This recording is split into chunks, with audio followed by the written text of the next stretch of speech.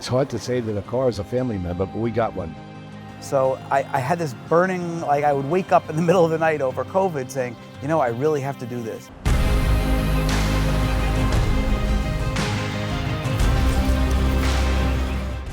Thank you so much for having us, Eric. We can't wait to learn more about the story behind the car.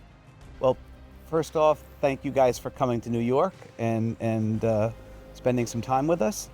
And the experience I had was one of the most enjoyable things out of something that most people would think would be very difficult and very problematic. I'll give you the best example of how much I enjoyed the process. So we did this car, we picked it out, we just started discussing it over COVID, and you know, you arranged to pick the car up, have the car delivered straight from here to Germany, easy. You started doing what I wanted because I'm a crazy man. I like to know every detail of what's going on, and I wanted to be like I was doing the work with you. And so Tim and your team shared pictures with me weekly, which really made it an enjoyable process. Roger, what's the story behind the car for you? Back in 1970, 69, 70, I used to drive to work every morning, and there's a Mercedes dealer on my way, and he had a year before model in maroon sitting in the window, and I went in there and kind of made love to it a couple of times, and I said, oh, I can't afford this car, it's too much money. And then a year later, I sat my business partners down, I said, I have to have this car. So we wound up buying 3 of them, two 280 SE 3.5s and a 300 SEL in Germany.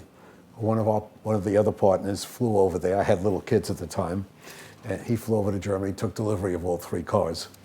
It got shipped to my house with the Cosmoline on it, had never been touched. Eric must have been 5, and I remember him looking out the window when they delivered the car. And it was love at first sight for him, and it's so precious that I drove it for a year. I gave the car to my wife. She wound up driving it the next 17 years. But my whole family loved the car, and so we've preserved it. And of course, when Eric gave it to you all to renovate it, you did an amazing job. My wife and I visited it when it came to the States. She's in Florida now, but it was her dream to see that car like that. Mine too. I'm so happy that we got it fixed, and you guys did a beautiful job on it. What was the biggest inspiration to have the 3.5 restored? So when I sent it, to Germany, I did it because my mother always used to joke around that she wanted to be buried in this car, and it had been in storage for 30 years. You know, it got a little bumpy, it got a little rusty, the leather's dried out, and so I had this burning, like I would wake up in the middle of the night over COVID saying, you know, I really have to do this. And then I found Tim, and he made it a very easy process. And there were literally tears in her eyes. She's 86 years old. This had been a huge piece of her life. She loved this car. It was like her alter ego, this car. People knew the car and knew where she was. What's your favorite memory with the car? As you're aware, putting the top down on that car is not the easiest chore, and putting it back up is not a one-man job, it's a two-man job. So more than once we got caught in the rain with the kids in the back seat and had to stop under a bridge to put the top up. But everyone enjoyed that car. It was fun. We had fun with it. We used it. It wasn't like a toy. It was a daily used car, and we loved every bit of it.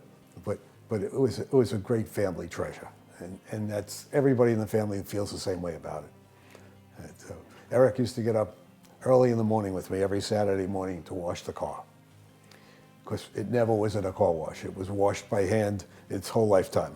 The German way. Yes. So it got treated well, but you know, in those days they weren't undercoated, they weren't treated the way they are now. So the car that we have now is better than what I had originally. Looks better, and it's perfect. What do you love most about the car? I drove this car as a young man, and I definitely drove it too fast.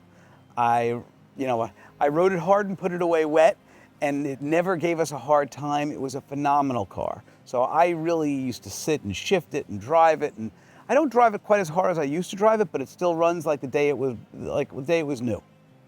Shipping a family treasure across the ocean can be very scary. How did you feel about it? My wife and I could not have been happier because the car had kind of gotten run down and it wasn't properly cared for. Eric didn't have the proper garage space for it.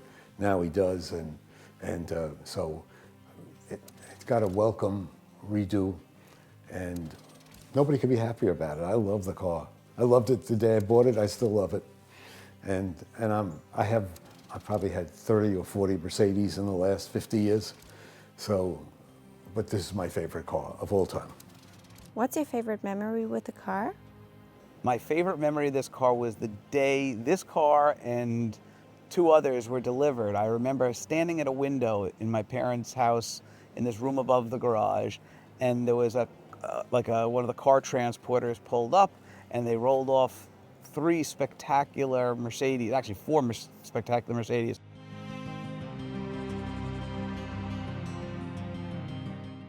Is there anything else about the car that you would like to share? My wife loved driving it because that was who she was. You know, it was her persona, and it wound up being in a Coca-Cola commercial, which we've never been able to find. We actually were paid by Coca-Cola company to use it in a commercial, which ran on national television. So the car actually was on national television for months in a Coca-Cola ad, and. But it was really a family car. My wife never had another car during the whole period of time when she was raising her children. She had it for 17 years. What's so special about this specific model? When I bought the car, the previous model was not a V8. They only made the V8 in '71, and I don't know how many they made, but I got mine. I ordered mine well before. I knew the V8 was coming out, and I had to have it. So. And I always loved it because the car is quick.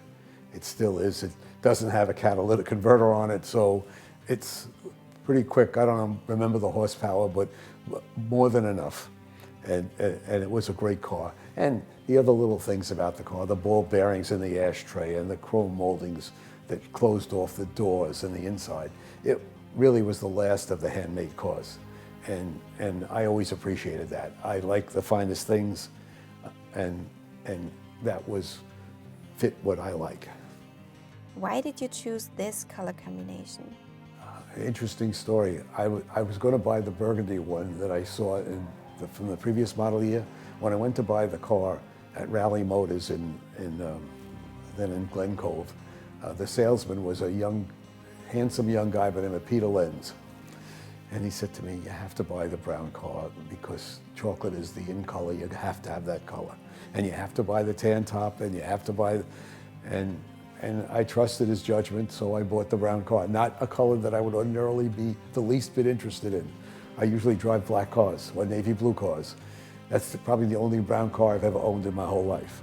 But it was a beautiful combination, and it still is. And it's still an eye stopper, and it's still the most attractive car. Anything else you would like to share with our audience today? Any of your future customers ever want to ask a question or talk to someone who went through the experience, I have to tell you, I really enjoyed it. It was really my privilege to work with Bechtel.